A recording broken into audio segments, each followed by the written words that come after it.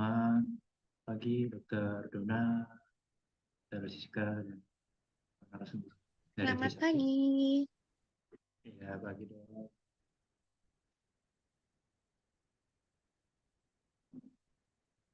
Itu sudah menunjukkan 14 ya, Dok?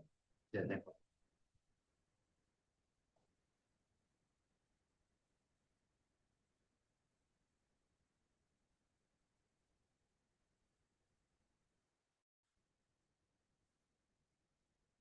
Baik, Assalamualaikum warahmatullahi wabarakatuh. Selamat pagi, salam sejahtera untuk kita semua. Yang kami hormati kepada seluruh narasumber, moderator, dan Bapak Ibu peserta webinar yang telah hadir. Ya, kita banyakkan puji syukur kepada Tuhan Yang Maha Esa atas rahmatnya kita dapat berkumpul secara virtual dalam acara webinar Utilization of Artificial Intelligence in Diagnostic, Pathology, and Oncology to Enhance Quality of Healthcare Services in Primary Care Settings. Ya, perkenalkan saya Rizky selaku MC untuk memandu sekalian dalam jalannya pada sesi pembukaan ini. Ya, sebelum kita mulai, saya ingin menyampaikan beberapa hal terkait aturan webinar dan juga pelaksanaannya. Yang pertama, mohon kepada seluruh peserta untuk menonaktifkan atau mute mikrofon selama sesi pemaparan materi, kecuali jika dipersilakan berbicara oleh moderator sesi. Serta dapat mengajukan pertanyaan melalui fitur chat atau dengan menggunakan fitur raise hand pada sesi diskusi dibuka. Nah, peserta diharapkan mengikuti seluruh rangkaian acara webinar dari awal hingga akhir. Untuk link daftar hadir nanti akan dibagikan sekiranya di kolom chat pada pertengahan acara sekitar pukul 12 nanti akan dibagikan bagi Bapak Ibu peserta sekalian. Kemudian sesuai aturan Kemenkes nanti untuk pretest akan dimulai dan juga akan ditutup sampai ke tengah acara. Jadi pastikan telah menyelesaikan proses pretest. Kemudian untuk sedikit informasi juga kepada Bapak Ibu sekalian, apabila akun Bapak Ibu di LMS pelataran merasa tidak menemukan pembelajaran ataupun course terkait utilization artificial intelligence yang diadakan oleh kami, apabila tidak menemukan ataupun tidak bisa dapat memulai, harap dapat menghubungi admin yang sudah ada di nomor kontaknya pada saat Bapak Ibu melakukan pendaftaran. Karena kebetulan sampai pagi hari ini LMS Kemenkes atau LMS Pelataran Kesehatan sedang mengalami trouble. Alhamdulillah sudah bisa dibuka LMS Pelataran Kemenkesnya, jadi mohon silakan dicek terkait course dan pembelajaran yang ada. Apabila pembelajaran ini tidak ditemukan, harap menghubungi admin. Jadi silakan dikonfirmasi seperti itu. Kemudian penyelenggara tidak diperkenankan pembukaan akses post-test sampai melebihi waktu yang telah ditentukan. Nah, akses post-test akan dibuka setelah para narasumber selesai memberikan paparan. Jadi post-test nanti bisa dapat dikerjakan setelah paparan dari narasumber selesai. Dan akses post-testnya akan ditutup pada pukul 23.59 hari ini. Jadi pastikan telah menyelesaikan proses post-test Bapak Ibu sekalian. Kemudian tadi sekali lagi mungkin ada Bapak Ibu yang terlewat ya, saya sampaikan satu kali lagi. Silakan Bapak Ibu cek di pembelajaran pelataran apakah pembelajaran artificial intelligence yang kami adakan terdapat atau muncul pada daftar pembelajaran Bapak Ibu sekalian. Jadi silakan cek apakah bisa diklik ataukah bisa memulai.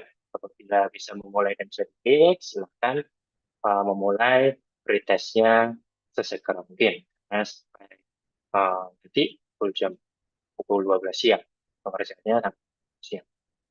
Jadi silakan dicek dan dipastikan kembali. Apabila ada kendala, bisa menghubungi nomor admin yang tertera pada waktu pendaftaran eh, webinar atau yang tertera pada halaman halaman pembelajaran yang ada. Jadi silakan Bapak Ibu mengecek kembali. Ya, baik Bapak Ibu sekalian, untuk memulai rangkaian acara, pertama marilah kita dengarkan bersama untuk sambutan dari Wakil Dekan Fakultas Kedokteran Universitas Trisakti yang akan disampaikan oleh Dr. Dona Adriani. Apakah Dr. Dona sudah hadir? Ya, Ya, terima kasih Mas oke. Rizky selaku MC. Ya, silakan. Baik, Assalamualaikum warahmatullahi wabarakatuh. Good afternoon, distinguished speakers, moderator, and participants. I would like to convey a speech from the Vice Dean for Planning and Development, Dr. Jihan. First of all, let us express our gratitude to God Almighty for the opportunity to gather today in this clinical noon session. We are honored to have our esteemed speakers, Dr. Reza Aditya Digambiro, Magister Kesehatan, MKet, Patologi Anatomi, Spesialis Patologi Anatomi, Mr. Gareth Juntau Seng, PhD, and our moderator, Dr. Chandra Dewi Kartika, Spesialis Patologi Anatomi, Mars. Today's topic, the utilization of artificial intelligence (AI) in diagnostic, pathology, and oncology to improve the quality of healthcare services in primary care setting is highly relevant in today's rapidly evolving medical landscape. The integration of AI has great potential to enhance diagnostic accuracy, improve efficiency, and support clinical decision-making, especially at the primary care levels. We would like to express our sincere appreciation to our speakers for sharing their knowledge and insights, and to our moderator for guiding today's session. We hope this session will be insightful and beneficial for all participants and contribute to improving our daily clinical practice. Thank you for your attention. Now I return the station to the MC, Mr. Rizky. Ya, terima kasih Dona atas sambutannya. Ya, eh, Bapak Ibu sekalian, tadi setelah kita dengarkan sambutan dari Dr. Dona selaku Wakil Dekan Fakultas Kedokteran Universitas Trisakti, selanjutnya saya izin untuk memutar terkait promosi untuk dari prodi terbaru yang ada di Universitas Trisakti.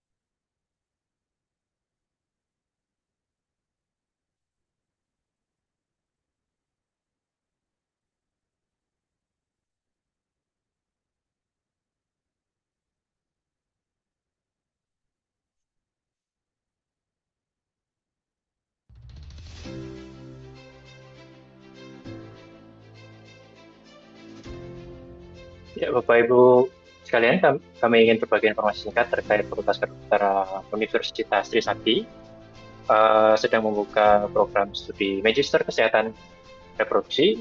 Nah, informasi ini saya silakan Bapak Ibu teruskan kepada anak keluarga atau rekan sekalian yang sedang merencanakan studi lanjut. Nah, program ini akan membahas isu yang dekat dengan kehidupan sehari-hari pasien, baik kesehatan remaja, ibu, ataupun keluarga berencana, sehingga tidak hanya teori, nanti juga akan mahasiswa dan dilatih untuk memahami masalah lapangan dan menyusun solusi berbasis data dan kebijakan kesehatan. Perkuliahan ini dirancang fleksibel dengan sistem blended learning, cocok bagi lulusan S1 Kesehatan Sains maupun sosial yang ingin memiliki peran strategis di layanan kesehatan program pemerintah.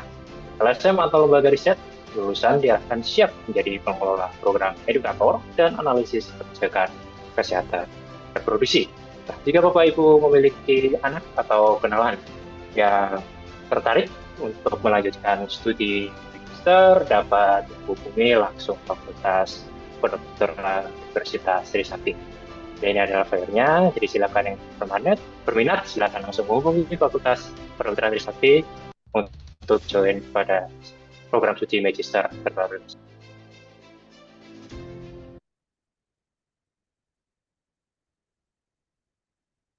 Ya, baik itu sekilas yang terkait program studi terbaru yang ada di Universitas Trisakti.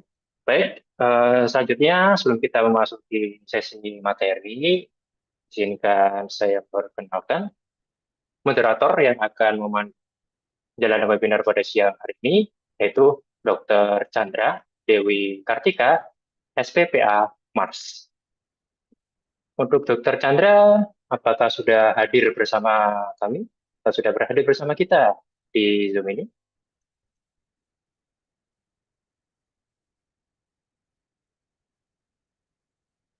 Oh, oke. Ya, oh sudah hadir di situ dokter. Siap. Ya, ya.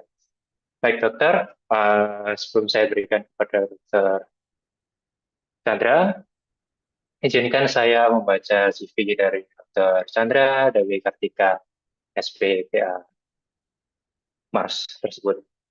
Ya, dokter Chandra uh, merupakan seorang spesialis patologi anatomik yang sekarang berpraktek di RSUD Tarakan, Jakarta pada dengan fokus pada diagnosis jaringan dan manajemen klinis. Beliau menempuh pendidikan dokter umum di Universitas Trisakti, kemudian dilanjutkan dengan spesialis patologi anatomik di Kedokteran Universitas Indonesia, lalu lanjut ke Magister Administrasi Rumah Sakit atau MARS untuk memperkuat tata kelola pelayanan kesehatan, dan kemudian dilanjutkan lagi dengan program Fellow, Unefrologi, dan Kulit. Dan untuk pendalaman spesifik pada biopsi transplantasi ginjal di Kantor Universitas Gajah Mada.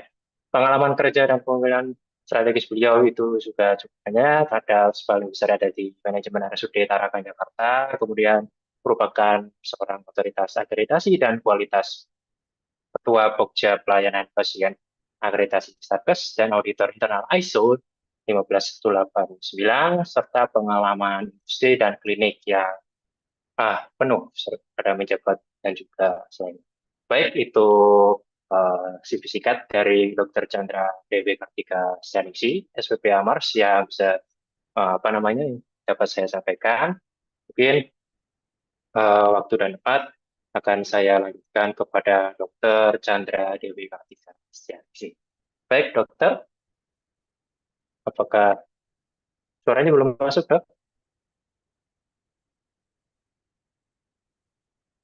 Belum terdengar. Udah. Iya. Iya, selamat Ya, pagi oke. kepada MC. Ya, sampai kita. Baik, dokter, untuk proses pelaksanaan acara webinar pada siang hari ini, saya serahkan sepenuhnya kepada Dr. Chandra. Silakan. Ya, terima kasih. Baik, selamat pagi seluruhnya kepada peserta pada webinar pagi ini. Pagi ini kita akan melaksanakan webinar yang dengan topik Utilization of Artificial Intelligence. Ininya, bukan maksud saya di depan judulnya dulu.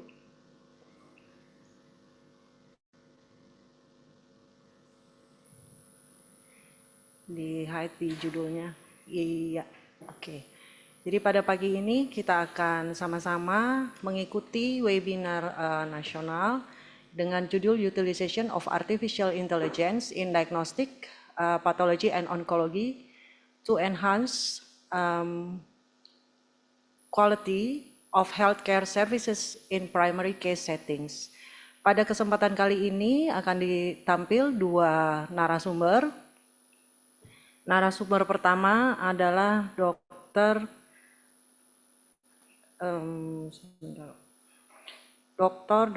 Reza Aditya Digambiro, SPPA.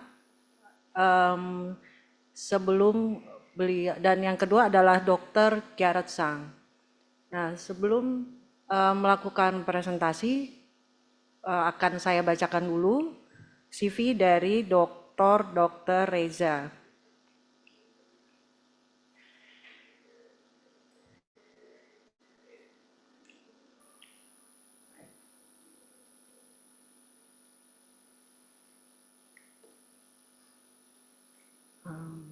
Ya, sebentar ini.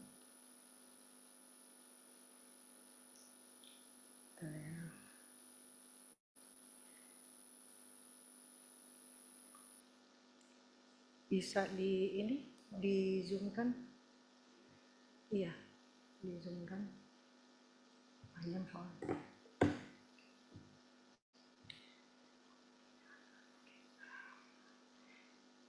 Dr. Reza Aditya Digambiro, MKes, MKPA, SPPA, adalah dokter spesialis patologi anatomi, kelahiran Jakarta 21 Juni 1978, yang saat ini aktif sebagai staf pengajar di Fakultas Kedokteran Universitas Trisakti, dan beliau juga sering menjadi dosen tamu pada berbagai kesempatan ilmiah. Kemudian beliau menempuh pendidikan S1 pada Fakultas Kedokteran di Universitas Sumatera Utara pada tahun 2003. Kemudian melanjutkan pendidikan Magister Kesehatan di Universitas Hasanuddin pada tahun 2009. Lanjut lagi ke Magister Kedokteran di Universitas Sumatera Utara pada tahun 2012. Kemudian beliau menjadi spesialis patologi anatomi dari Universitas Sumatera Utara pada tahun 2014, dan saat ini Dr. Reza sedang menjalani 2 program doktoral, yaitu di bidang manajemen di Institut Transportasi. Oh, sudah selesai, saya ralat ya. Jadi pada saat ini Dr. Reza juga sudah selesai menempuh pendidikan doktoral di Institut Transportasi Logistik Trisakti dan Ilmu Biomedik di Universitas Yarsi. Selain menempuh pendidikan formal, Dr. Reza juga aktif mengikuti berbagai pelatihan dan lokakarya dari tahun 2006 hingga tahun 2022. Mulai dari penanganan trauma, kemudian pendalaman diagnostik patologi anatomi, hingga perkembangan terbaru seperti imunoterapi dan dermatopatologi. Pada kesempatan kali ini, Dr. Reza akan menjadi narasumber pertama. Untuk waktu presentasinya sekitar 30 menit, Dok. Terima kasih.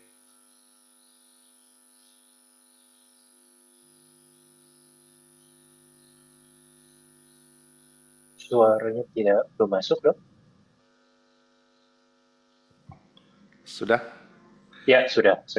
Baik, selamat pagi. Assalamualaikum warahmatullahi wabarakatuh.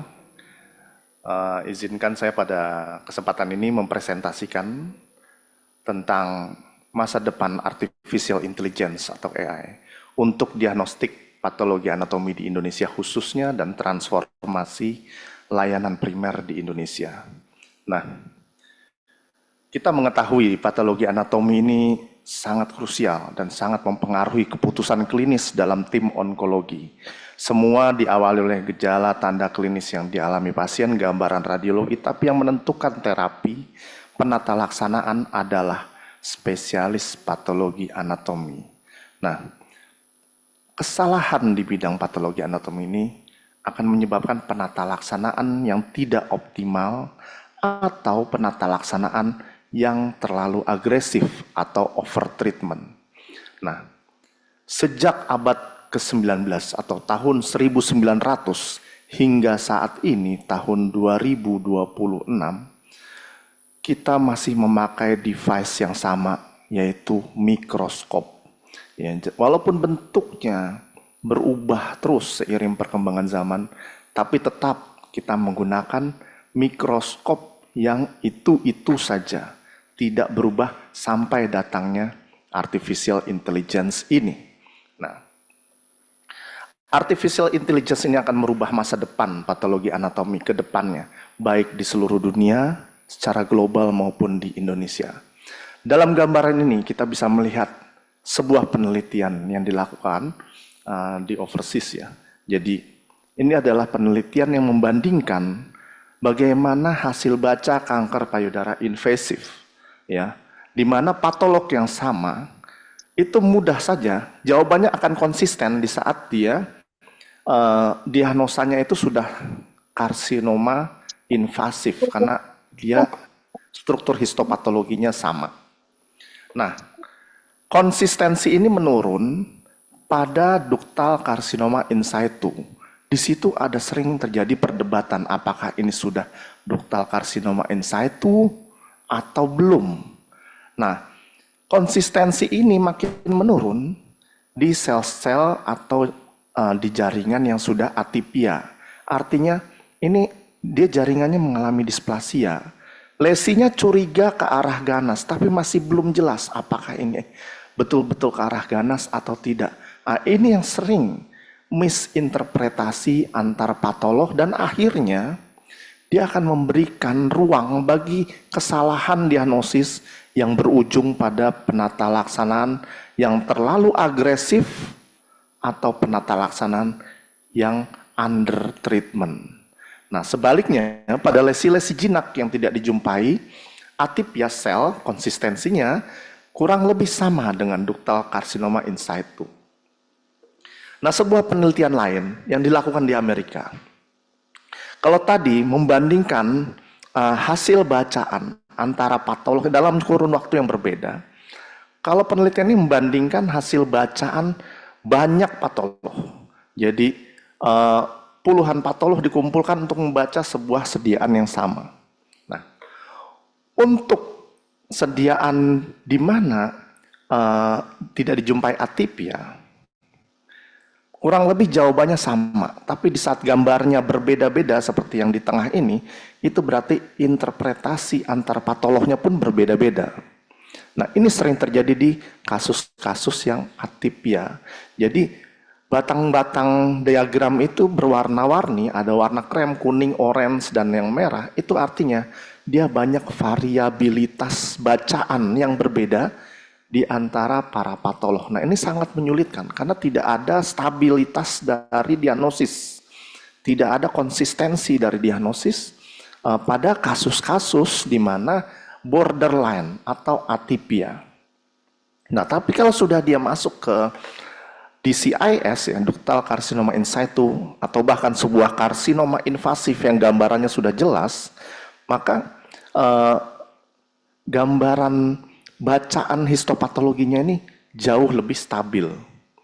Nah, ternyata bukan hanya terjadi di breast karsinoma saja, tapi juga kita bergerak ke dermatopatologi.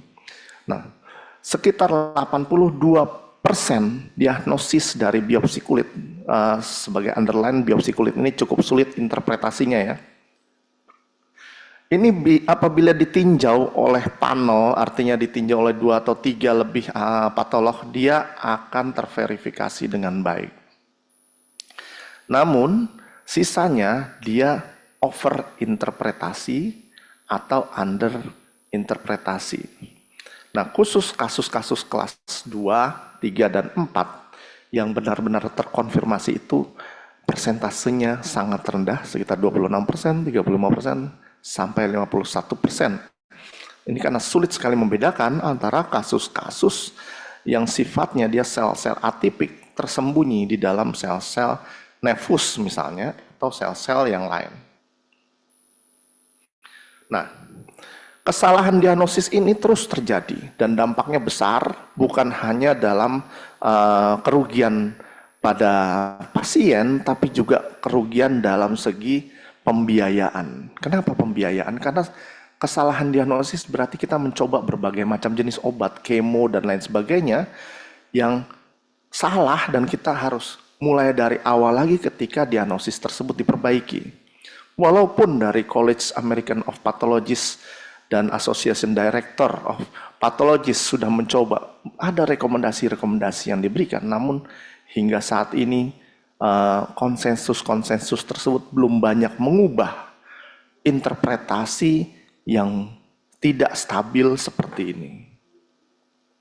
Nah, untuk AI sendiri, ini bukan barang yang baru-baru amat ya, sudah dari sejak kurang lebih 2 dekade yang lampau sudah mulai dikembangkan.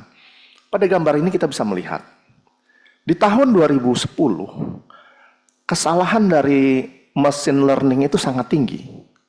Kesalahan itu semakin menurun, 2011, 2012 terus menurun, 2013 terus menurun, 2014 menurun, dan garis merah itu adalah human error. Jadi kesalahannya sekitar 5% yang dilakukan oleh oleh patolog. Nah, di tahun 2015 ke atas atau sekitar 10 tahun yang lalu, itu sudah jauh di bawah human error yang dilakukan oleh para patolog untuk AI ini.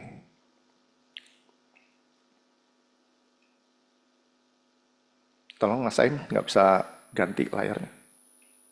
Oke. Nah, bagaimana kita melakukan AI ini? AI ini bukan sekedar perangkat, dia membutuhkan infrastruktur. Ya, jadi infrastruktur apa yang kita perlukan agar pembacaan ini bisa akurat? Nah, yang pertama kita kenal adalah whole slide imaging. Jadi whole slide imaging atau WSI ini adalah scanner. Dia men-scan slide ini menjadi keseluruhan slide. Selanjutnya slide tersebut berbagai interpretasinya akan dibaca, dikomputasi dalam berbagai kotak-kotak atau field of view, ya, kotak-kotak kecil yang akan membaca setiap bagian dari whole slide imaging ini. Kita tidak membatasi whole slide imaging ini hanya dari hematoxylin eosin saja, tapi juga bisa dari imunohistokimia, bahkan multiplex immunofluorescence. Jadi ini bisa menginterpretasi banyak.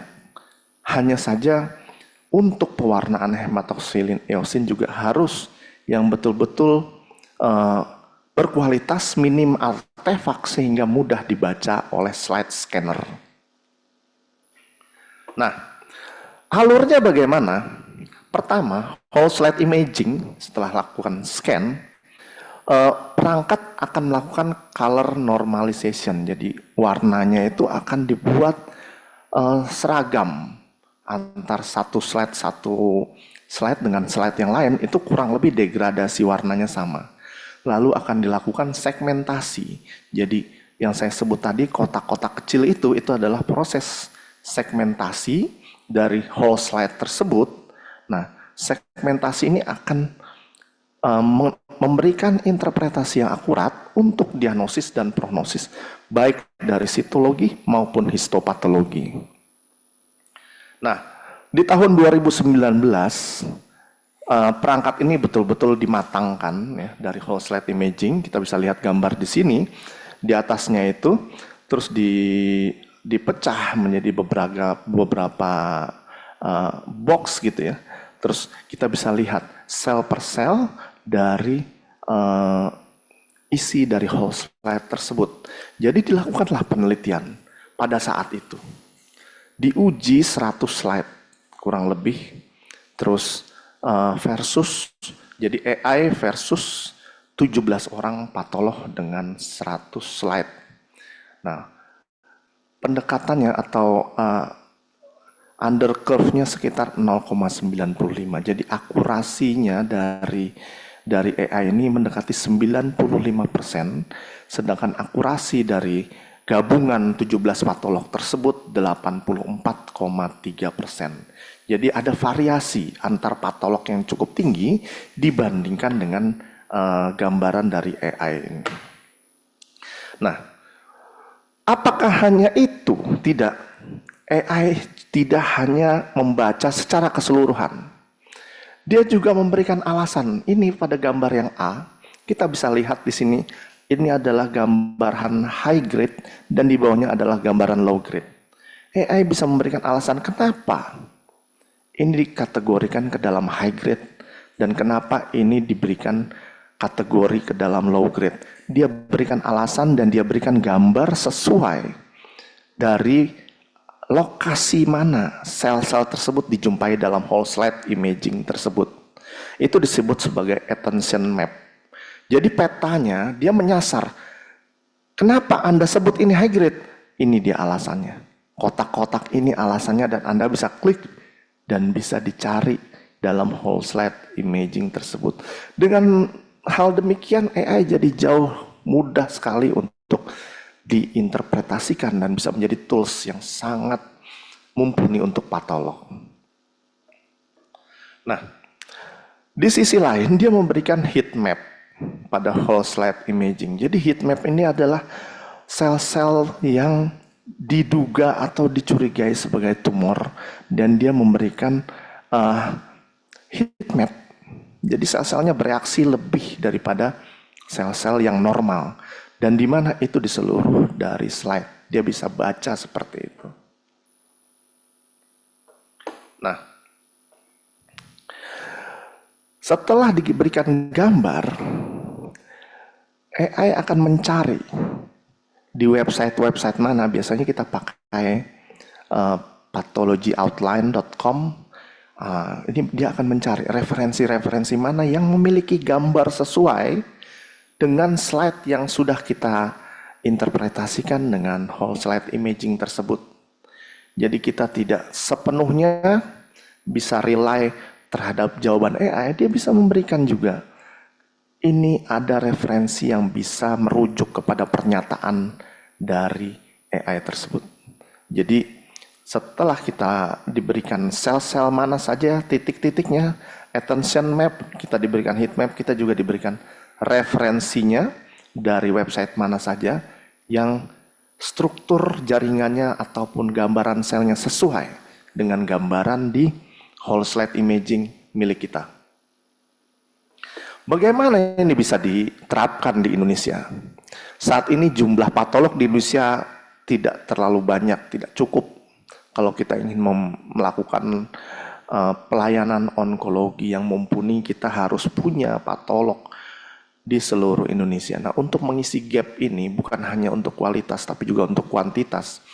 Kita bisa taruh di berbagai tempat yang remote di Indonesia dan bisa dibaca di tempat-tempat institusi di mana patolognya cukup. Jadi ini bisa kita gunakan untuk gap atau mengisi kekosongan untuk tempat-tempat di mana layanan onkologi ini masih under diagnose. Nah, bukan itu saja. Kita ketahui histopatologi ini adalah sebuah terminal atau kumpulan dari berbagai macam rangkaian proses genetik yang terjadi sebelumnya. Di saat kita ingin menjadikan hasil diagnostik patologi anatomi ini sebagai terminal dari seluruh rangkaian genetik atau hasil variasi genetik yang menyebabkan terjadinya kanker tersebut, kita bisa kumpulkan dalam satu rangkaian sehingga pasien tersebut bisa tahu kenapa asal muasalnya dia bisa terkena penyakit. Contohnya invasive breast cancer tersebut. Rangkaian genetiknya ada dan bisa dikumpulkan dari pemeriksaan-pemeriksaan sebelumnya. Jadi ini bukan hanya sekedar untuk menjawab apakah ini tipe kansernya, jenis kansernya, tapi juga bisa membuat sebuah rangkaian patofisiologi yang lengkap, yang komprehensif dari setiap pasien.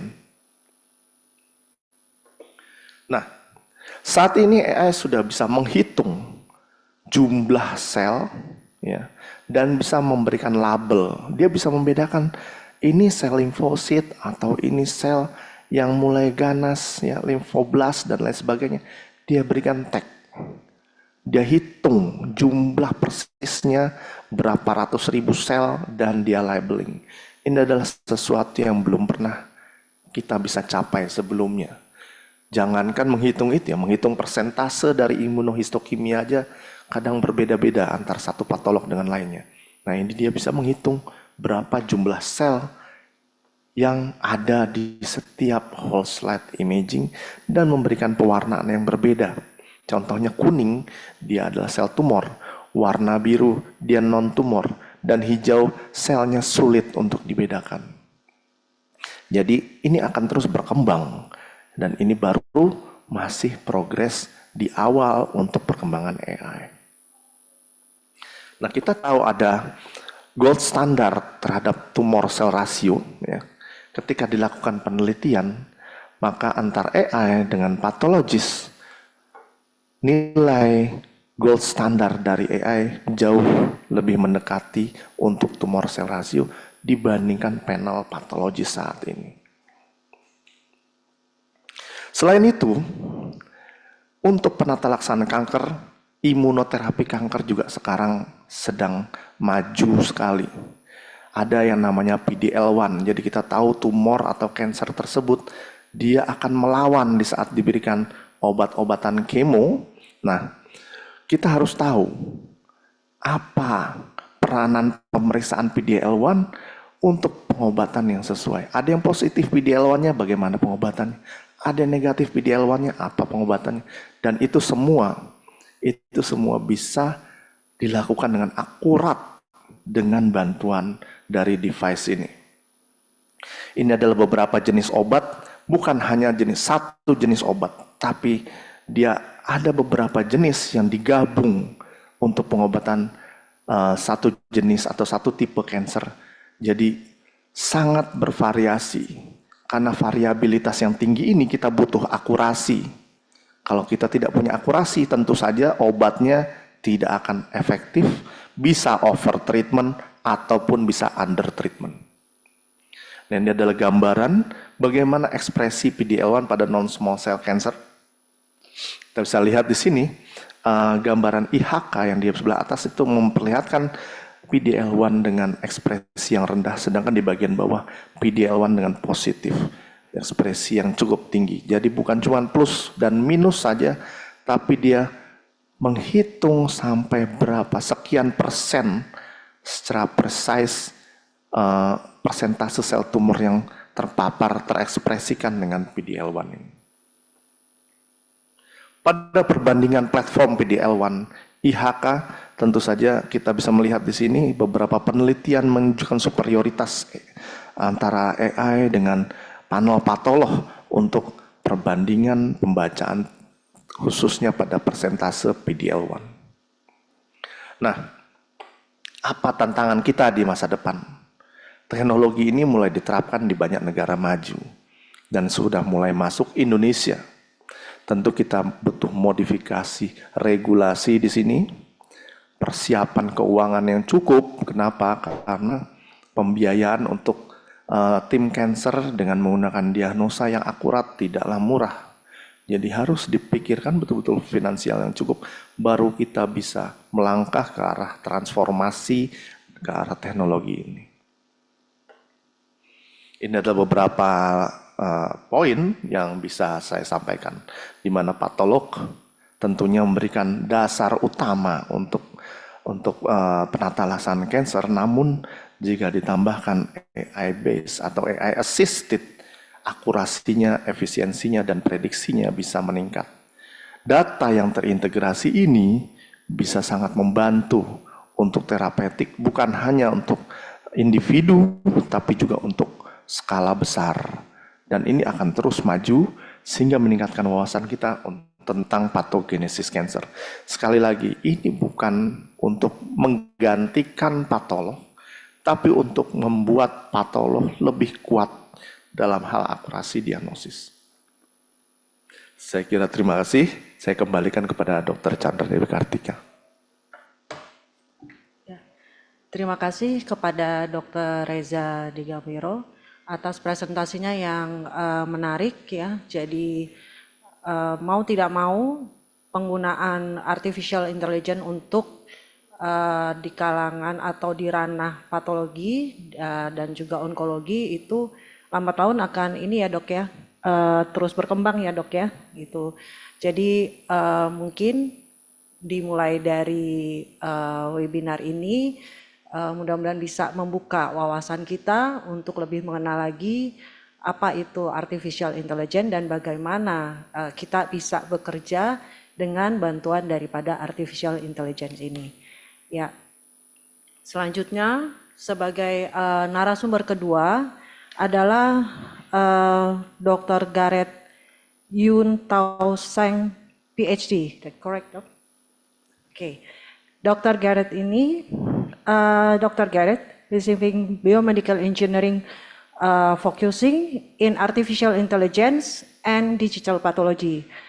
Current position as Chief Solutions Engineer and International Business Director at Hangzhou Dipat Technology Code Ltd, based in Tiongkok.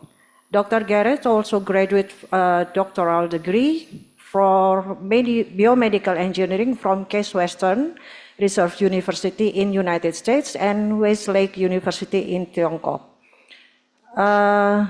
Dr. Gareth also received an award as Hangzhou E-Class High Level Talent in 2025. Work experience from Dr. Gareth right now as an artificial intelligence engineer, product manager, and other strategic position in medical technology industry.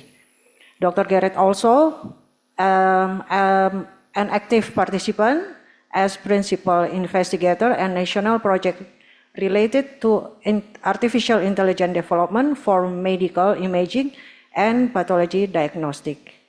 Dr. Gareth, you have 35 minutes to represent your presentation. The time is yours. Terima kasih, Dr. Chandra. So bear with me, I will share my screen. Okay.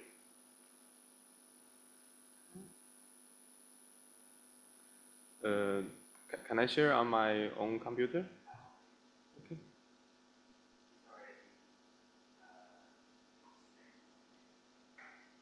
I'm sharing on my own screen. Okay. Okay, let me share again.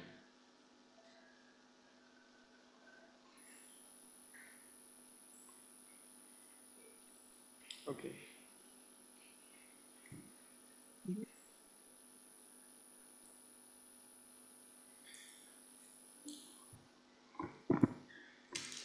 Okay, thank you everyone online for your precious time.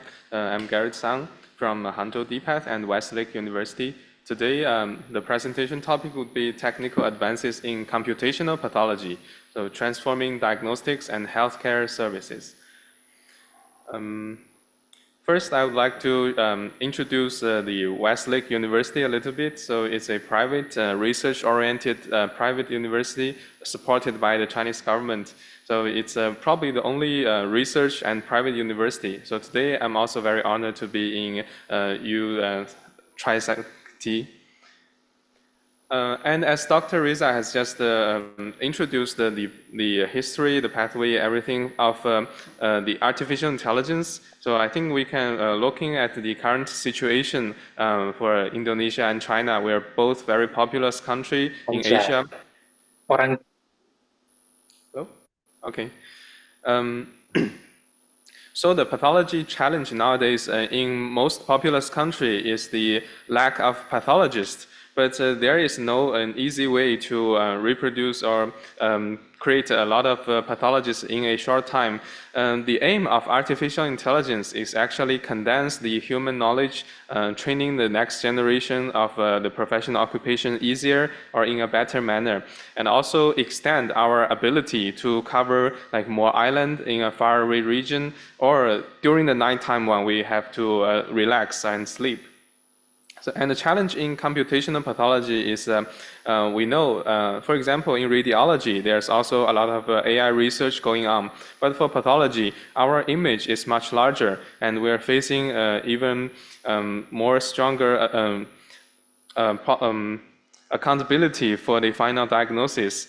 Another thing is that because in our traditional workflow, there's no data existing. So typically we read the slide under microscope and there doesn't exist, there doesn't generating the actual data for training the AI. So whenever we want to improve the AI in the pathology, we have to do extra annotation, which is even more workload for the existing pathologist. Finally, whenever we're speaking of the AI diagnosis, it is the last step during the whole process. So the scanner, staining, tissue processing, all these variations can degrade the performance for AI in cross-site settings. And the global shortage, we already know that in the US, maybe per million population is 57 pathologists, but in Asian countries, it's typically less than 3, I would say. And speaking of that, so what is computational pathology? So we have learned a few examples from Dr. Reza's presentation. We know that computational pathology is actually the intersection of artificial intelligence, computer science, and pathology. So one of the key takeaway for this computational pathology, if you're a pathologist, don't think it's like a miraculous AI or something. It's actually a new pathology technology. It's like whenever we have fish, whenever we have a multiplex IHC, artificial intelligence is just something new like that. In computational pathology, so we have 3 major components. It's from digital pathology, so we are transforming the glass slide into the high-resolution whole slide image. Also, we have the AI analysis, which detects cancer or doing screening or quantifying in the biomarker. This is actually very important, not only because we have AI to do quantification, but also transforming our daily workflow into something with digital records. The first example Dr. Reza showed everybody is that first we're showing the same slide, the same breast cancer slide to the same doctor. There's variability, and we can imagine that when in the inter-institution settings, that could be even worse. And a lot of global research have shown that.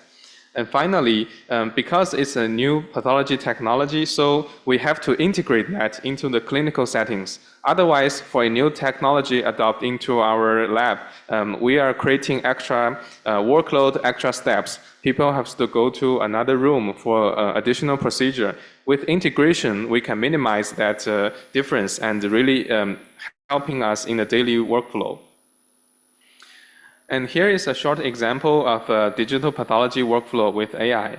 So we first finish the tissue preparation. We have a scanner to digitize the slide. And then we put that digitized image, which is a data format, to the AI analysis. We can use nowadays even more advanced with foundation models or MIL, which is the multiple instance learning, or doing segmentation, quantification, or AI screening. Also, one more important thing is we need a quality control with the help of AI, so the technician can immediately notice the slide quality, the scanning clarity. Shall we remake the slide, restain, or rescan? Or is it really ready for the pathologist to read? Eventually, with all the help of digital workflow, we can issue the report. It can be done either in the existing information system or can be done in a separate workstation. And in the historical aspect, I can show you a little more. So Dr. Reza quoted the research paper starting from 2014 all the way to nowadays. So actually, that's also a timeline for the computational pathology. Computational pathology, I would say it's many people think it's come earlier, like ImageNet, which is actually earlier. But in pathology workflow, the really starting point could be the emergence of UNet, which means that the AI, the computer, can extract features, can do segmentation, can locate the cell nuclei on the image. So this is the starting point. In that time, so the AI can understand the AI can understand the possibility, can doing predictions on the image. And the second phase will be the MIL era. So the MIL is not that miracle. I can explain you, for example, whenever we're speaking of AI in pathology, we need to do annotation to train the AI model. So in the MIL era, this is something like the machine can recognize. For example, we have a basket of apple. In the previous era, we have to annotate for each apple saying this is good, this is bad, like benign and malignant. In the MIL era, we are able to tell the machine that this basket contains bad apples. Please find it. So this significantly reduced the workload for pathologists. So we can have a research idea, we can assign the machine to do it. And nowadays, it's even more advanced in the transformer. Everybody know for ChatGPT or this large language model, the foundation of these models is the transformer. We are in 2021, and now a lot of transformer MIL can integrate into the daily workflow with the emergence of cytology screening, with the emergence of IHC quantification, all started at this time. And nowadays, till now, so we are in the era of multimodal foundation models. So I'm going to show you a little more. For the policies, so the emergence of digital pathology or computational does not only exist in the academia, it's also in daily workflow in the labs, and also this creates a existence and making the government being aware. So what is the true value of going digital? In China, there's an action saying we have to do AI plus. In the previous decade, we were maybe in the internet plus, and now it's AI plus, which is something very similar. And in those documents, it's clearly states the value being intelligent, standardized for the precision medicine. Now, the good news is that in China, there's already a national policy saying the value of going digital in pathology. We now have a policy saying if the hospital not adapt to with the AI and digital pathology workflow, if they don't provide digital archive and whole slide scanning for the patient, they have to refund up to 15 Chinese yuan, which is equivalent to $2.5 US. Okay, a little more of the details. So this page, I think the story is more like if we are investing in all these kind of fancy AI engineers, the business doesn't exist, because we know for medical research, we have to connect clinical care, education, and research, everything together, instead of merely running fancy AI and telling the doctors, okay, we have something. So DPath is not only a commercial company, but we also connect deeply with the education and research. So here, first, I would like to show you something quite fancy. It's about the foundation model in pathology. As we know, as a pathologist, we don't think the pathology in the total human research field consists that much. But actually, in the foundation model, the total number of papers and models is actually about 4%. Nearly, if you're speaking of the number of models, it's nearly like 8 to 9%. The paper number may be 3 to 4%. So actually, the foundation model in pathology is quite significant in the total research of large models. And here from our team from the Westlake University, this diagram shows the foundation models, multimodal data sets. It's the examining or the training data sets for the foundation model and the vision language models. So researchers globally have downloaded public data set, YouTube videos, internal training sessions or slide reading sessions, making everything into the AI. So we are really in a large scale condensing the pathologist knowledge into something new to educate next generation better. And here in the red boxes are the foundation models or the data set that our team has published internationally. For the everything else, the major players are Stanford University, Harvard University, and Microsoft in the US. Here now we have the pathology large model called DeepPath AI, which is a multi-source. We have a data collection. If you're interested in training your own AI, you can use our data set to do evaluation on your model performance. And here, another takeaway for you is, so how do we compare like ChatGPT, the public models with our newest research. I would have to admit that in pathology, the parameter, the size of model is not as smart as the general usage. You can see from this comparison table, saying that now the giantest multimodal in pathology is maybe 5.8 billion. But any of the Kimi, Minimax, or GLM, those open source large language model is easily 200 max to 1,000 billion. So, and in the uni or conch, it's only in the million scale. So if you have ever heard a claim that saying the large language model in pathology can diagnose all the slide, it's not necessarily wrong, but it means that the language model can extract features instead of doing the real diagnostics. It's still far away from making daily diagnosis. So here are additional research from our team. So not only the model itself, but also it can make comments, make descriptions, and showing the real recognition. So how does AI making such decision? It's an entirely engineered workflow for the AI. And eventually, with all that advancement in the research, we are now facing the real-world problems. So the biggest initiative from our team is to design and develop a large intelligent model that's fully embedded in the clinical process. The next pages, I'm going to show you what we have done so far. The two more things from the academia side is that we're bringing the large language model research into the real-world settings. This is the first step. So first, we have to bring that model into the microscope and the scanner. So it's the window for pathologists to interact with the large language model. The idea is more like you're buying a fancy car in Indonesia. So after you're getting into the car, you can speak to the car and using natural language to give command to the car to do something. So the idea in the microscope is quite similar. So whenever we have to take a screenshot, the microscope is able to do whole slide or regional stitching to digitize for you.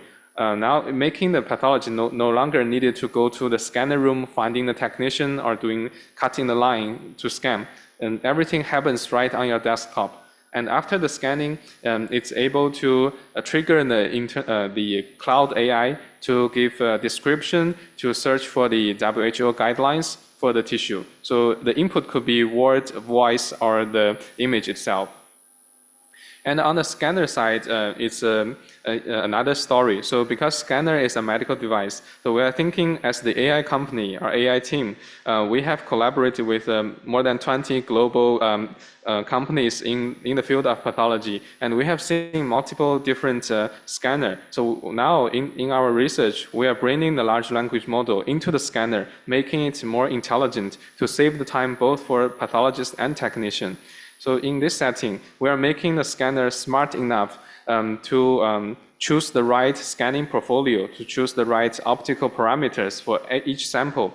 Now you no longer need to choose this is IC, H&E, or cytology sample with different layers. The AI recognizes the sample type, can detect the smallest biopsy tissue, not to missing any part, and finding the right optical parameters.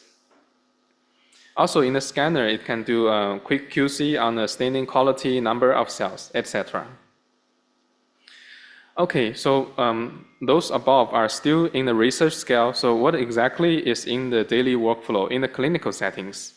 So here, I think we can discuss this in a few steps. The first, we know if we compare with the evolution of ChatGPT, we know now the ChatGPT or all these large language model for consumer level, they have an agent mode, which means that you can tell the agent saying, I have 5 pictures on my desktop, or I have a CV from a doctor. Can you convert it into a new PDF or drawing a diagram or just creating the PowerPoint? So I think for the cervical cytology, it's already similar to that. So in this cancer screening settings, because the data is very easy to accumulate and the value is very obvious, which can screen out all the negative slide, and this making this AI module very advanced. In the clinical setting, the aim of using the cytology AI are below. So first, the AI has to do a quality control, looking for the glue bubbles or the unsatisfactory slide making to warn the technician before they send to pathologist. The second is to evaluate the clarity of the scanning so the technician can know whether they should take care of this sample itself or they just perform a rescanning. And third, the AI detects the whole slide, looking into the details for all the cells and making a primary screen result. In this step, the AI is has set itself to very high sensitivity, but medium to high specificity, which means that the aim of AI is to have another screener working day and night and reducing the workload for pathologists. Eventually, whenever the doctor has to go back to the slide and doing slide reviewing, we can have the real-time localization. So the localization means that the AI detects all the malignant or we say suspicious cells and classify them into the TBS category.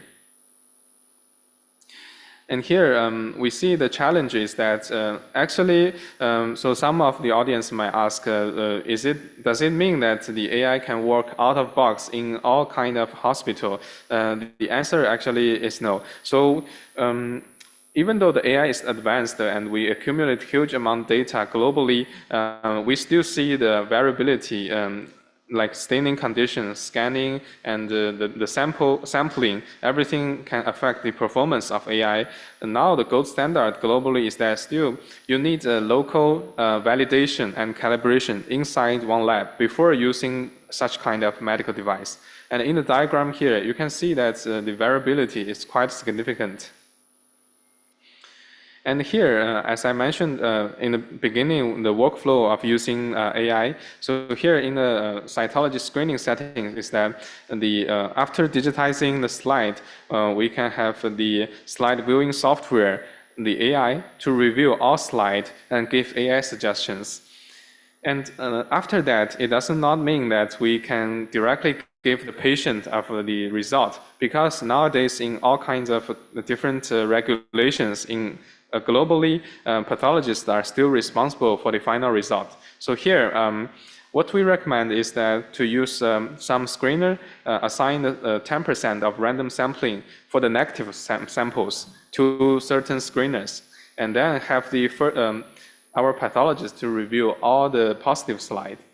This is the AI cannot solve everything, but a good workflow and a quality check, multiple doctors' involvement can really guarantee the security of patient. But in these settings, for example, we see the specificity is 70%. It's easily to reduce half of the workload of the total screening. And here we have some validation data. So in China, we have done more than 1 million. So this is part of it. So we can see that without AI for a such large-scale screening, the sensitivity cannot be very high. But with the help of AI, the doctors can focus more on the positive slide and the screening, because the AI can really looking into each cell, so which reduce the chance of making a mistake. The final result is that for nearly 1 million patients, the sensitivity is very high, 2% higher than the previous years, and the specificity is 75%. So it's 4 times more efficient than all human labor settings. So a short comparison is that with the help of AI, we can easily bump 100 cases per day per people into 1,000 cases per day handled by the workflow by the entire lab. Here you can see that the aim of AI is not to replace the screeners, but have an extra barrier, the firewall for the patient security, and to expand the capacity, the diagnostic capacity for each lab. Additionally, so now we are making this into a medical device. So we are also entering globally to do clinical trials across the globe. And here, another issue is that we have to be compatible with all kinds of scanner. So now our AI has been validated in more than 20 brands of scanners globally. And not only in the settings of cervical cytology, but also in HC and HNE. So here, additional slide. I think Dr. Riza also quoted one paper from Dr. Rim. Actually, in this era, with all kinds of immunotherapy, the biggest concern is that the inter-institution or inter-observer variability for all kinds of IC quantification. For example, in the breast cancer settings, the patient can not only take Herceptin, there's an Enhertu for 1+ patient. And now, what if we have to quantify all these, and what is the result?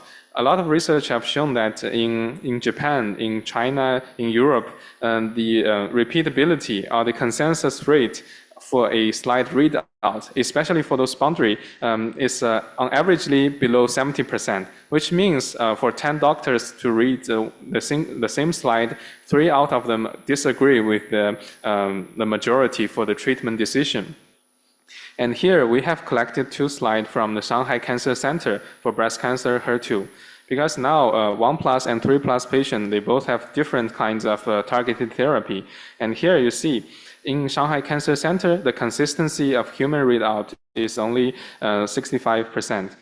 The left-hand side is very easy to give a negative without Enhertu concerns. But now, because we have to classify the real 1+ patient, and the staining for this slide is quite faint. After a whole slide quantification, the AI tells our doctors we have 520K invasive cell, but only 140K is weakly positive, incomplete invasive cancer cell. So which is actually above 10% is 1+. On the right-hand side is another story. So the staining is very strong. The AI will detect the carcinoma in situ, exclude, and doing a whole quantification. Then we see that the positive and complete staining is less than 10%, so it's not qualified for 3+. If the disagreement continues, maybe we go to FISH, but obviously from this HC slide, it's not a definite 3+. And here, after so many years, so this AI module has been validated with pharmaceuticals like Daiichi Sankyo and AstraZeneca. We have published paper and conference in MICAI and USCAP in the past few years, together with the hospitals. And now this module is quite smart. Without the H&E comparison, it can detect maybe 60 to 70% of the carcinoma in situ, so making the whole slide quantification more reliable. And again, this does not necessarily mean that the AI can replace our readout. It's more like a digital evidence for the doctors to forming a consensus. We still recommend the doctors to read the slide instead of just taking the AI usage. And whenever we can imagine that sometimes even the ChatGPT doesn't give precise analysis. So for the AI, it's quite similar. If we change the protocol, if we use another brand of scanner, you can see that for some invasive cells, the completeness or the intensity is judged differently or mistakenly by the AI. But this, for the overall scanning, the scoring, AI is quite reliable. So not only for HER2, we have also KX67, PD-L1, and ER/PR, CD30 for lymphoma, which will have a new international guideline to do quantification on a very small threshold. So all kinds of, we call it the ADC treatment, is making the IC more necessary. So because of time, I'm going to show this a little bit more, but in a quicker pace. And for the H&E, I think most of you might be very interested. It's another story. So it's quite different than quantification or auto screening, but also actually for H&E slide, it's more like a co-pilot. So the AI can detect the malignant, calculate the Gleason score, finding you the cancerous region percentage in area. However, there's also like inflammation, neuroendocrine carcinoma, etc. cannot be detected by AI, or like IBD. It's still challenging for pathologists. For all kinds, the AI acts as a working panel. So you can simply click on the right-hand side. The AI will document for you, automatically generating a result. So facilitate slide reading and highlight the malignancy for doctors. And in Indonesia, I think we not only need AI, but we need to go in digital to accumulate our experience, to going digitize, to form all these kind of data sets for training, remote consultation, and making that as a asset for the future whenever we want to train our own AI in our own country. So in China, we also use the microscope companion to digitize, to record the slide reading session, to record frozen section consultations. So all of that can be data and can be accumulated to train the future generations of AI. And now, after accumulation, maybe for 1 or 2 years, the big cancer center can already form their own residence training platform with the help of AI. Okay, finally, the integration, the last step is to integrate with the information system. Here I just show you some example in China saying that the AI can read the clinical information, can read the slide, can read the AI diagnosis and suggestion from the digital slide, and eventually can form a report suggestion.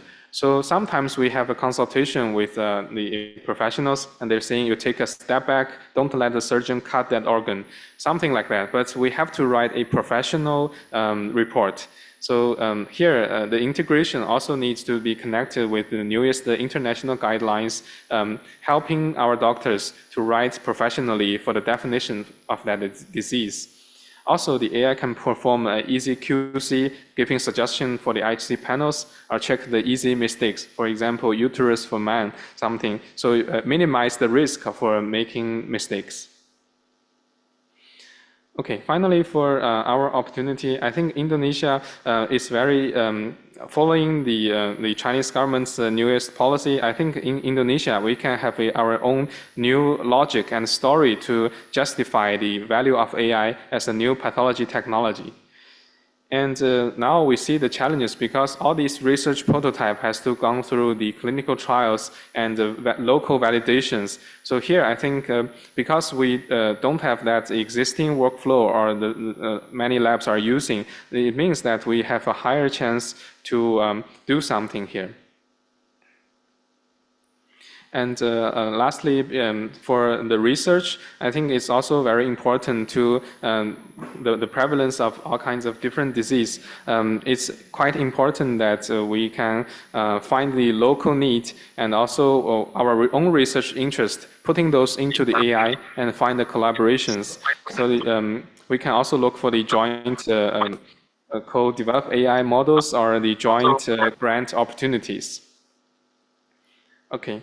That's all for my presentation today. So the vision for future is computational pathology is not replacing pathologists, it's empowering us to serve more patients with greater accuracy. Okay, these are our footprints, and terima kasih for your patience. Okay, thank you, Dr. Garetsa. What a quite interesting presentation you give to us.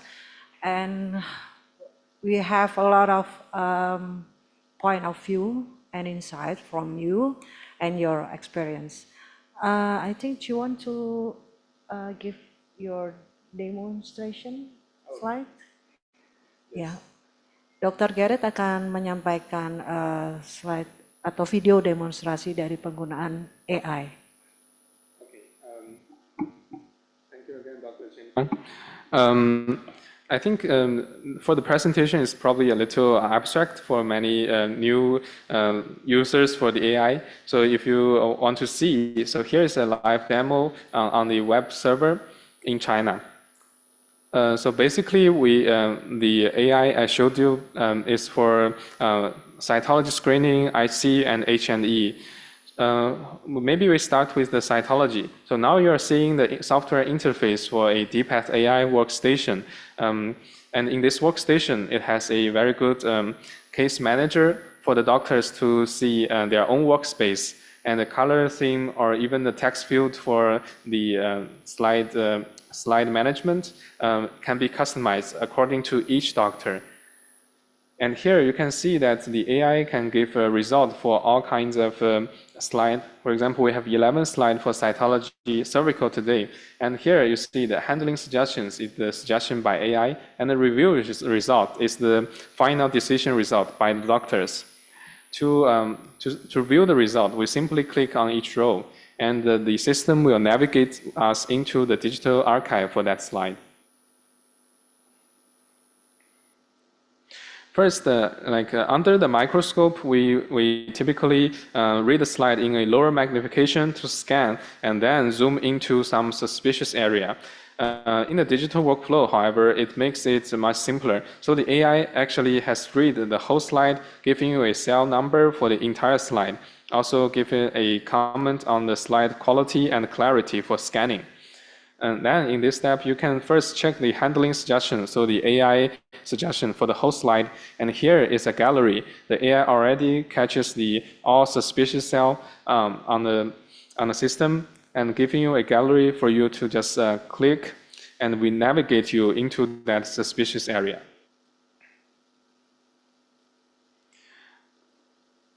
So now, reading the slide does not require the doctor to check for all the negative area and afraid of losing some suspicious. It's now using the navigator, like in the map. You can just click and move around in the slide.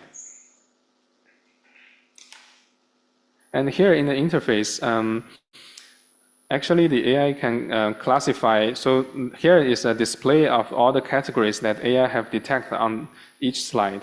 So previous slide, we have only AGC detected by AI. But this one, we have low cell ASCAS, AGC, and also squamous metaplasia and inflammation. So all kinds of information detected. So in short, the AI does not only classify the suspicious cell into the TBS, but also it detects the microbial infections and also like atrophy, squamous metaplasia. All those might be interesting for educational purpose. So helping the younger doctors to distinguish, for example, high grade with the atrophy. But this system is not integrated with any information system. So it means that AI merely judges according to the morphological features. However, in the real clinical settings, we can connect it with the information system, giving the AI our HPV test or the age of patient, many clinical background, so the AI can make better judgment. Here we see that the AI have detected 3 cells for a low cell and 16 ROI for the ASCAS. Eventually, the AI think the three of the low cell is not typical enough or maybe not enough numbers, so the AI eventually suggests that it's ASCAS. As doctor, you can read the gallery, check through, or you can have your own pace to work around on this slide, and eventually you can give your own diagnostic on the panel here. To click on, for example, ASCAS, and click Save. And the system will record for you. So next time you going back to this slide, there's actually a gallery and your own decision. So it records for you to avoid that your own variability with yourself. In the large-scale settings, the AI for the negative samples also will find a few suspicious ROI for the doctors to double check. So it means that the AI, even though have very high sensitivity, globally we still recommend by the guideline to have someone like our own human screener to check 10 to 15% of the total negative, just for quality assurance. And you can have the quality report. Using that workflow can minimize the false negative chance. For example, this is a negative slide, and a doctor can check the gallery or maybe just zoom in for the gallery and check the suspicious ones. And after that, they can make a conclusion saying, okay, this is true negative or is it maybe ASCAS. Okay, so this is an example for cytology. The idea is that we can have the scanner and the AI running overnight. So before we get out of office at like 5 or 6 p.m., we can load the scanner and having the AI to run overtime. In the next morning, we come back to the office. We can assign the case to a screener and assign the positive to our pathologist. Another example, so for the quantification is the IC.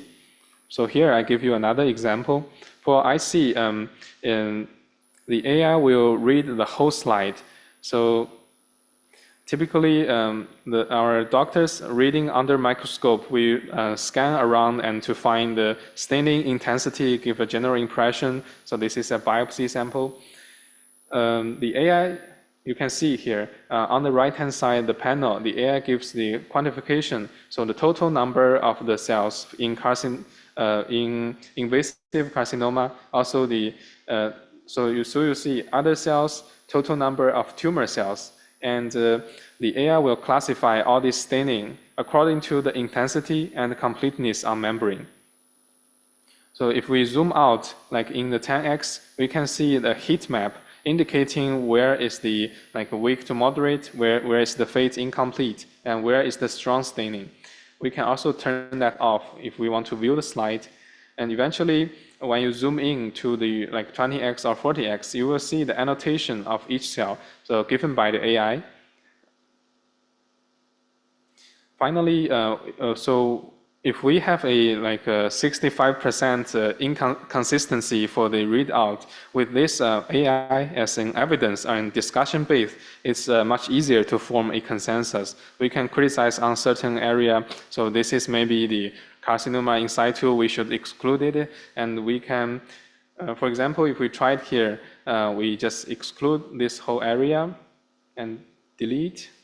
So, or change the category. So it will show in the statistics. And even after we try a few in situ here, the region, you can see what will, the statistics for the final grading will change automatically.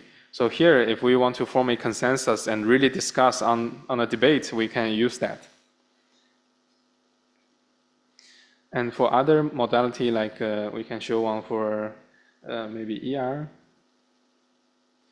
So for different modules, the AI gives different classification. So for the nuclei staining, it only gives the intensity. Also, you can choose to using the H-score or the all-red score. Yeah, one is good for research, another is more used in clinical settings, and each country has their own preference. And the benefit of AI nowadays is that comparing with the UNet era. So at that time, there's already a lot of solutions for quantifying the HC. Nowadays, in the after the transformer era, the AI is able to recognize the carcinoma region to read which cell is tumor cell, which cell is a lymphocyte, and which cell is the tissue for the stroma. Similarly for Ki-67. So for Ki-67, it's even easier. So only positive and negative and non-tumor cell. But the logic is the same. If you zoom in, you will see annotation on each cell, and you zoom out, you will see like a heat map. Lastly, we give a quick look for the H&E samples. So in H&E, it's more like our co-pilot. The AI can give result, but you know, H&E is quite difficult for AI to handle all kinds of situations. So in the panel, you can see for adenocarcinoma or SRCC, for this intestine sample, the AI can detect all these with the AI mark. For the GIST or the NET, it can only detect by you. But for example, if I'm the pathologist, I can click here, and the AI will summarize your conclusion here. So for this panel, because each country has different kind of prevalent disease, it is also customizable to add more non-AI categories. For example, if your hospital is very good at IBD diagnosis, you can add more here. So for prostate, another example, the AI will give automatic Gleason score and also per score region. So 34% for 5, 19% for the total carcinoma region. And for inflammation, PIN, and hyperplasia, we can manually click and AI will document. So now these are, I think, a very good starting point, and we will be having more and more modules in the future as more hospitals are going digitized. So here is a short list for all kinds of modules. So pan-cancer quality control or pan-cancer region detection. Also, these are for research purpose more, and we can do H&E IC, even FISH, the new quantification modules, and the best is cytology screening. Okay, I think I'll stop here and thank you very much for your time. Thank you, Dr. Gareth, for the demonstration of the histopathological slides. And then, apakah sudah ada pertanyaan dari partisipan? Mungkin bisa dimunculkan.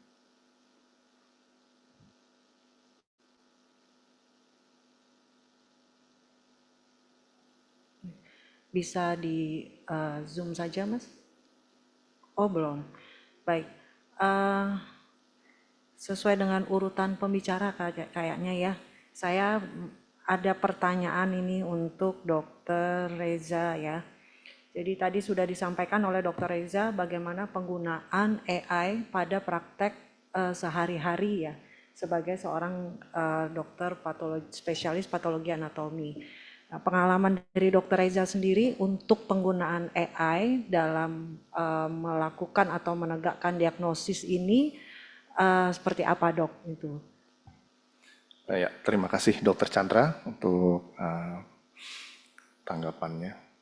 Jadi saya mengenal AI ini untuk diagnostik pertama kali itu tahun 2020. 2020 waktu itu yang membawa saya salah satu dari perusahaan untuk screening cervical cancer LBC base ya di China. Dia dari Wuhan pada saat itu. Jadi idealnya adalah pada saat itu di Wuhan angka dari cervical cancer itu sudah mencapai angka 0. Dan sebagai perbandingan di Singapura juga dilakukan hal yang sama. Pada saat itu angka cervical cancer dia peringkat kedua bisa turun ke peringkat 8. Nah, ini disebabkan karena ada aturan dari otoritas ya dari pemerintah bahwa semua wanita usia reproduksi wajib melakukan pap smear.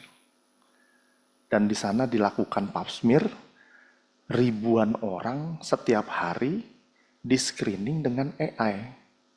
Kalau dia ada hasil yang aneh-aneh ya, seperti askus, pap 4, pap 5, baru patolog yang mengkonfirmasi. Nah, kalau dilakukan secara massal seperti itu, cost-nya menjadi rendah, bisa diturunkan. Karena perangkatnya tinggal disiapkan scanner, LBC kurang lebih satu perangkat itu Rp100.000. Jadi itu bisa menurunkan sekali cost.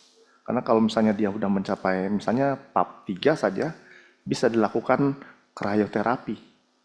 Disemprot dengan N2O, jaringan itu mati, nekrosis, dan digantikan oleh jaringan baru yang sehat. Nah, kalau pengalaman pribadi ya, saya melihat, saya mencoba untuk memberikan beberapa platform ya. Saya bandingkan antara ChatGPT dengan PetChat. Ya. PetChat itu sama kurang lebih dengan ChatGPT. Saya masukin gambar sesuai dengan gambar-gambar yang kasus-kasus sulit, dan jawabannya kurang lebih sama. Selama ini kan kita bandingkan dengan bacaan di mikroskop dengan pathology outlines ya. Tapi kalau saat ini, karena platform AI dari digital pathology ini belum mencakup seluruhan histopatologi, jadi kita masih bandingkan antara satu dengan yang lain. Tapi sejauh ini hasilnya cukup baik. Ya.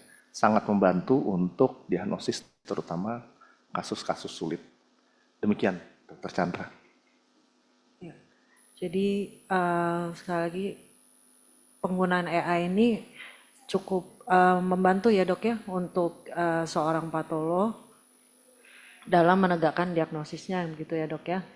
Ya memang dibutuhkan regulasi juga ya dok dari pemerintah untuk mendukung program-program yang terutama dalam ranah onkologi ya, sehingga kita bisa lebih banyak lagi melakukan diagnosa-diagnosa dan bisa lebih cepat lagi untuk pasien-pasien yang katakanlah terdiagnosa dalam kasus-kasus onkologi bisa lebih cepat lagi untuk diterapi ya dok ya.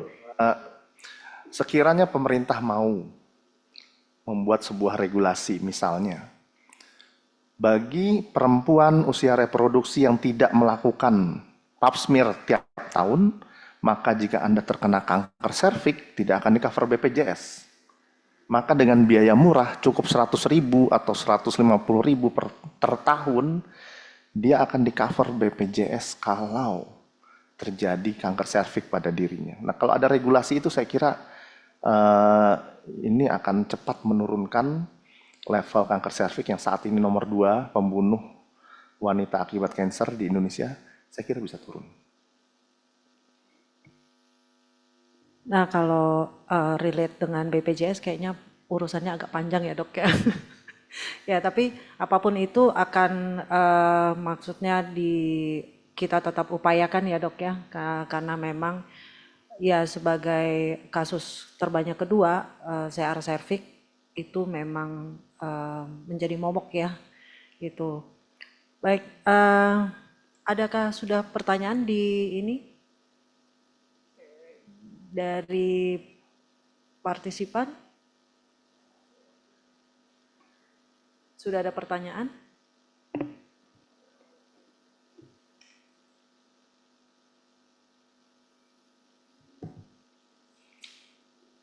Mungkin bisa ditampilkan Pak untuk pertanyaannya.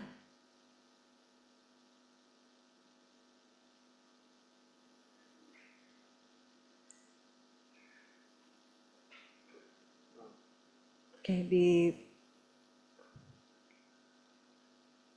bisa di monitor ya. Ya, pertanyaannya, this question is for Dr. Garrett. If histopathology-based AI indicates malignancy, but genomic data does not show significant mutations, how should future AI system prioritize and reconcile these conflicting data sources? Okay.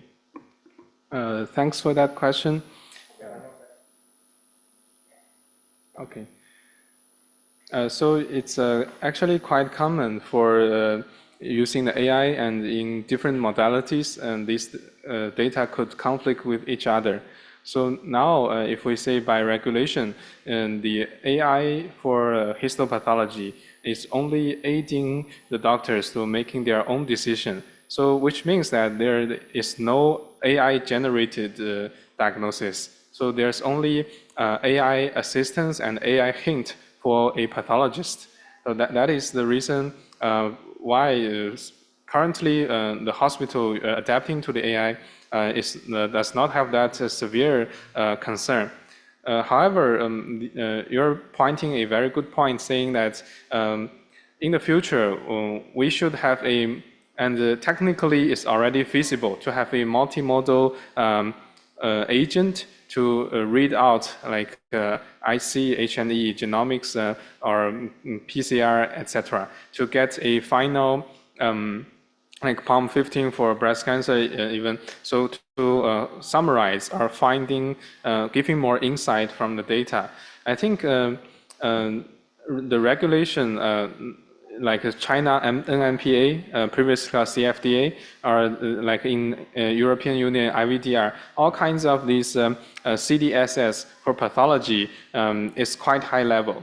So now the typical way using the AI in pathology for morphological analysis, there's a consensus in those big hospitals saying that no matter what kind of medical device we're using, a local validation and local calibration is needed. So which means that the AI-generated results is not introducing external standard into your own institution, but to extend your own institution's ability and standard. Maybe you can bridging or connect with the international studies, but eventually what you are using in the daily workflow for clinical care is something validated internally. So that procedure can minimize the risk. Okay. Oke, ya itu tadi jawaban dari Dr. Garrett. Semoga bisa sudah terpahami. Kemudian, and then the second question, this is from Dr. Ilona. How should we interpret discordance between AI-generated diagnosis and human judgment in borderline or ambiguous cases? Is there any experience? Okay, that is also a very good question from Dr. Ilona. Yeah, I think it's quite similar to the previous one. So first, we don't call it AI-generated diagnosis, and second, we have to first calibrate and validate the AI according to our own lab's standard. For example, if we are introducing the HER2 AI module into our own lab, the best practice in the consensus saying you can at least prepare 30 samples, but the recommended 60 to doing a own calibration and validation in your own lab. And when you find the AI align with your previous result, then it means AI is ready to go or partially ready to in a trial period. And we recommend to design all kinds of different validation for AI before you really putting that into the daily workflow. But in the trial phases, it's also very easy to find the case when AI give maybe 2+ and the doctor think, okay, I think this strong is quite, the staining is quite strong, we give 3+. And in that cases, as in the demonstration phase, we can really using the AI interface to do quantification on each cell, and we can discuss for each region, and we can, every doctors can have some input digitally recorded on the AI system, and then we reach to a conclusion everybody can easily agree with. Because it's easier to exchange ideas on the computer RAM, on the computer memory, and on a visual interface. If we are exchanging ideas among the brains, we have to describe, and it takes longer. Okay, thank you. Yeah. Yeah, there's a more question for Dr. Garrett. Seems the participant is interesting in your presentation because we all knew that using AI as assistant to pathologists is barely new in Indonesia. So the next question is from Dr. Rizky. Based on your experience in developing models like deep path artificial intelligence, what are the primary challenges in translating AI models from the research phase into routine clinical implementation? Given that only a small of models, Dr. Rizky asked you to give small models for each clinical deployment. What factors are most decisive in ensuring a successful implementation? Thanks, Dr. Chandra. And for Dr. Rizky's question, I think it's more of the regulatory pathway in each country. We can take China and the European Union as an example.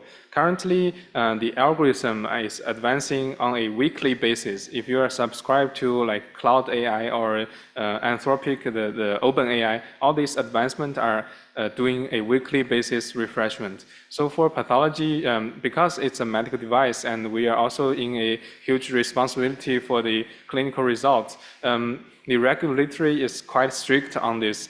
And currently, we know that many international governments, they are thinking to redefine the AI, artificial intelligence in medical device field. So we have to think of the risk level. So if it's already IVD, so not treating the patient directly, and it's only aiding the diagnosis, and it's also not giving the final conclusion. So it's only for a quantification in one IC slide. So how can we evaluate the risk for that level? So currently the regulation globally is that if you claim to use AI, you have to show the clinical evidence, and your registration has to find like a minimum or maximum certain kinds of staining, the clone for antibody and the brand for the scanner, and only per organ. So that is the reason why, for example, ideally we should have a gastrointestinal tract, including all the IBD, all the malignancy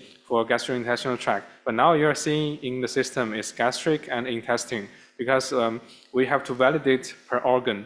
And another thing for AI is AI can easily evolve very fast, but for a clinical setting, so if the AI changes, so we already validate and calibrated. If the AI evolved, so how are we going to estimate the impact? So all kinds of question is on the regulatory side, and currently AI is more like the previous technology in pathology. So it's a medical device, and for example, you're introducing a new clone, you have to doing optimization and validation in your own lab, and then we fix that standard. If the clone evolves, for example, or the AI evolves, we have to redo a calibration. So that is the decisive factor Mr. Risky is asking, so to implement in the clinical settings. So we are expecting the regulation can also evolve, and I think a lot of government are also working on that. Ya, itu tadi jawaban dari Dr. Garrett. Now the next question is actually the next question is already in my phone by WhatsApp. So Dr. Garrett, is there any experience based on your experience, or maybe you have the utility of AI for handling fluid specimen, such as from transthoracal aspiration or from frozen section specimen? Is there any experience? So in short, for frozen section, we have AI about 5 years ago for the thyroid, and we did some clinical study to find the cancerous region in a frozen section. But nowadays, because frozen section, the morphological features is quite different. And for frozen section, because time is so limited, many hospitals, they want digitize, because scanning have to send the sample to a room and waiting for a few minutes and doing an AI analysis. Now, for example, in China, the most practiced way is in practically, what they do is that the pathologist will have a smart companion for the microscope, and they can doing real-time consultation under the microscope for frozen section. So, for example, the chief pathologist is away, but they have a younger pathologist waiting there, or a technician in the slide making room, so they can do a quick consultation just online. And our experience in China is that this is one of the most widely accepted way to use. So it's the same rationale. So extending the ability and giving the convenience for experts is not to have some AI to replace that the most difficult work. Yeah. Okay. So basically, for this case, using the AI as our assistant is not yet developed. Right? Okay. The next question is, how is the cervical cancer screening in China assisted by AI? How is the result so far?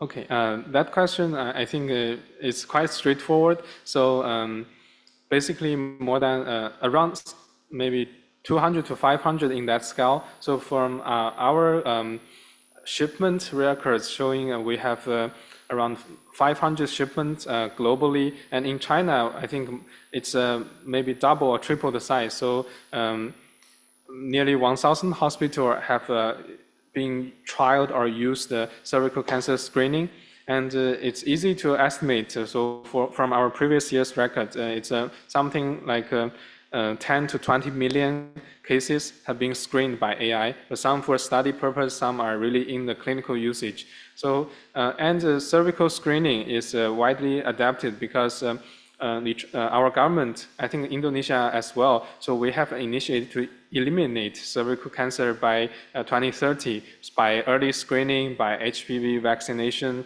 etc. So in China, more and more cases are screened by AI, and there's a national guideline from the Health Commission Committee in China saying that for certain primary level of hospitals, if you want to do cancer screening, you have to equip with AI. That's a mandatory policy.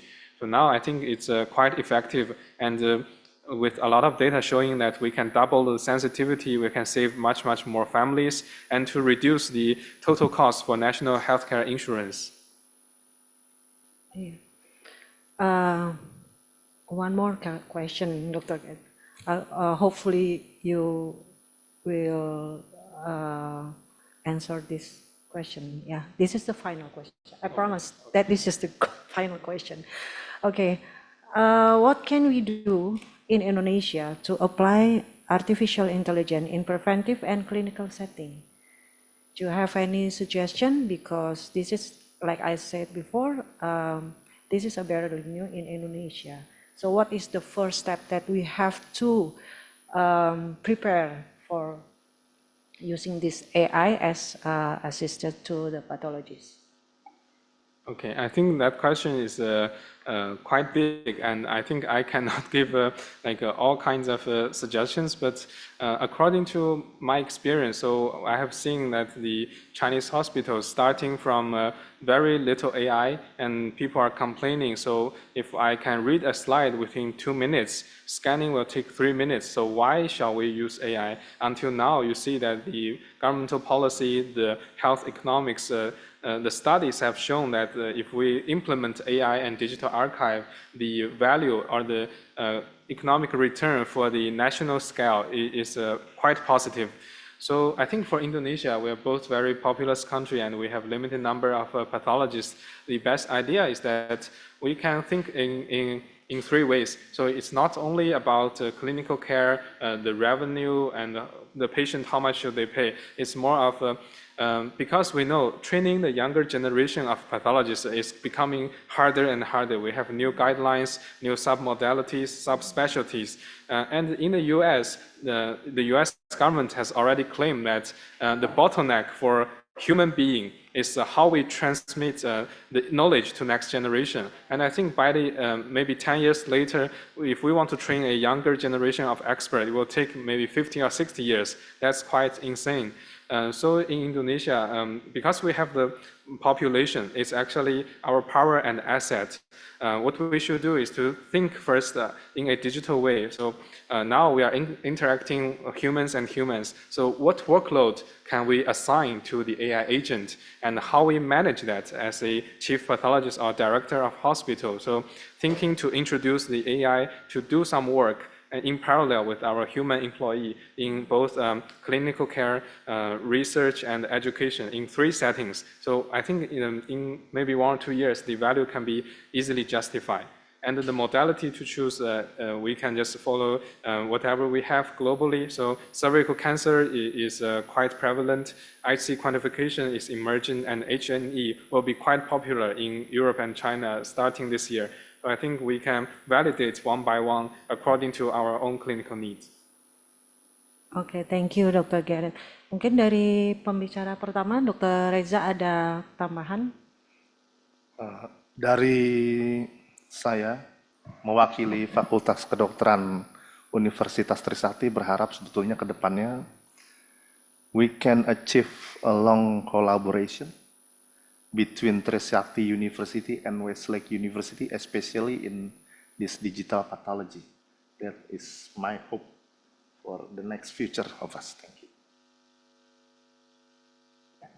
Baik, sebelum kita akhiri untuk webinar kali ini, ada beberapa poin atau keynote message, yaitu bahwa pemeriksaan patologi itu merupakan gold standar pada seluruh kasus, terutama pada kasus-kasus onkologi. Dan penggunaan daripada artificial intelligence ini bertujuan untuk memberikan kemudahan bagi patologis dalam menegakkan diagnostik supaya diagnostiknya lebih akurat sehingga dapat memberikan impact yang maksimal terutama bagi pasien dalam mendapatkan terapi. Jadi kalau sekarang itu terapinya adalah targeted terapi, inilah salah satu katakanlah alat yang dapat membantu untuk terlaksananya hal tersebut. Thank you so much for your presentation and your experience sharing with us, Dr. Gareth Yuntal. And then juga terima kasih kepada Dr. Reza Digambiro atas presentasinya dan pengalamannya yang juga di-share kepada kita semua. Tentunya ini adalah tambahan ilmu pengetahuan yang baru dan berharap tidak hanya berhenti sampai di sini saja, berharap nanti ada webinar lanjutannya ya Dok ya. Mudah-mudahan seperti yang tadi sudah Dr. Reza sampaikan. Baik, terima kasih atas perhatian dan partisipasinya kepada partisipan pada webinar kali ini. Semoga kita semua dalam keadaan sehat selalu.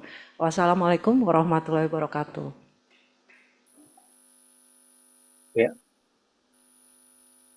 terima kasih kepada narasumber dan juga moderator. Ya, Bapak Ibu yang kami hormati, tidak terasa kita telah berada di penghujung acara webinar nasional Utilization of Artificial Intelligence in Diagnostic, Pathology, and Oncology to Enhance Quality of Healthcare Services in Primary Care Settings yang diselenggarakan oleh PT Utama Padma Quality bekerjasama dengan Fakultas Kedokteran Universitas Trisakti.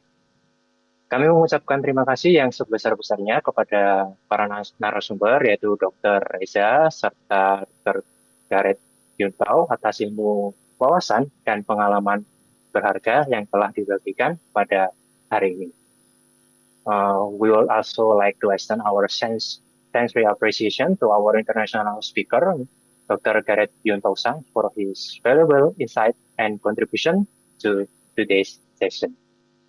Terima kasih juga kami sampaikan kepada moderator, Dr. Chandra Dewi Kartika Senisi, yang telah memandu jalannya diskusi dengan sangat baik, serta apresiasi setinggi-tingginya kepada seluruh peserta dari berbagai profesi kesehatan di seluruh Indonesia yang telah mengikuti kegiatan ini dengan penuh antusias hingga akhir acara. Semoga seluruh materi yang telah disampaikan hari ini dapat semakin memperkuat peran Bapak dan Ibu di layanan kesehatan primer, khususnya dalam mengadopsi dan memanfaatkan teknologi digital.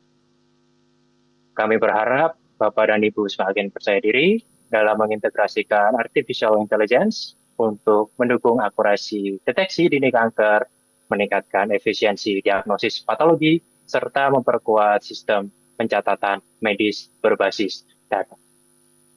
Kiranya setiap layanan yang Bapak dan Ibu berikan dapat menjadi jembatan bagi pasien untuk memperoleh diagnosis yang lebih cepat, lebih tepat, serta akses pengobatan onkologi dan patologi yang lebih dini dan optimal. Mari kita terus meningkatkan kompetensi dan mempererat kolaborasi dalam memanfaatkan teknologi kedokteran terkini demi mewujudkan layanan kesehatan yang profesional, inovatif, dan berorientasi pada peningkatan kualitas hidup pasien melalui transformasi digital. Sebelum meninggalkan webinar ini,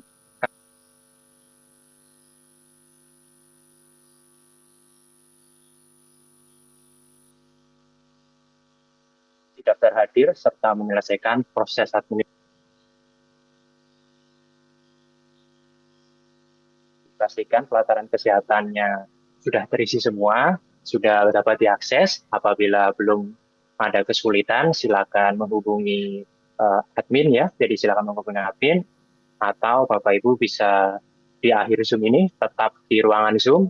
Nanti ya, selama beberapa menit akan kami pandu bagaimana untuk pelajaran. Akhir kata, saya mewakili seluruh peserta menyampaikan permohonan maaf apabila selama penyelenggaraan kegiatan terdapat hal-hal yang kurang berkenan. Sampai jumpa pada kegiatan ilmiah berikutnya. Terima kasih atas perhatian dan partisipasi Bapak Ibu. Stay healthy, stay expert, and see you at our next event. Wassalamualaikum warahmatullahi wabarakatuh. Salam sehat dan sembuh. Terima kasih Bapak Ibu sekalian.